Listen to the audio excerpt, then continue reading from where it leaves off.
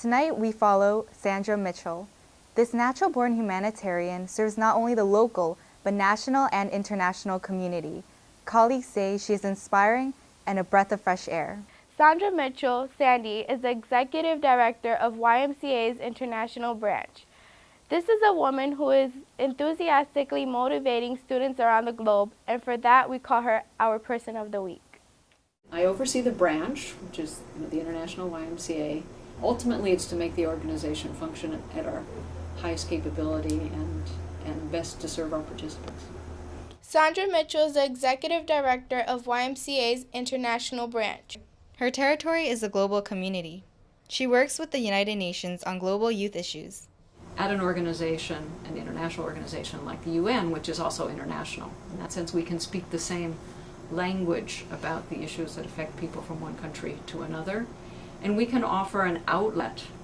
She taught in Thailand with the U.S. Peace Corps. Very interesting, because Asian cultures, as all cultures, but it's a very different environment than where I grew up, which was in California. She came to work as Executive Director last June. She says this branch's greatest impact is changing people's perspective of the world.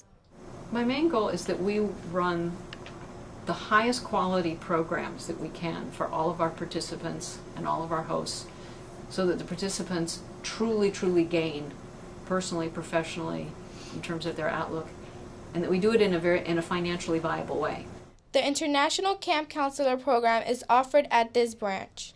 It gives people from 122 countries the chance to work at the YMCA and gain leadership skills. Mitchell says she is most proud of the commitment and passion of volunteers and participants.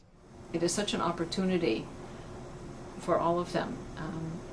And sometimes they don't know what they're getting into when they start, but when they get ready to go home, or when they go home, they can express that it was something beyond their expectation. Mitchell says being executive director can be challenging. Well, in the current economic environment, one of the main challenges is how to make sure we have enough financial resources to do the things we want to do, guaranteeing that we have high quality safety for the participants and that they are gaining the learning they want to learn, working with the people by far. It's a fabulous team, and getting to see people who, before they go on a trip, and how they come back after the trip, the change that they have undergone, and the new energy and enthusiasm and eagerness.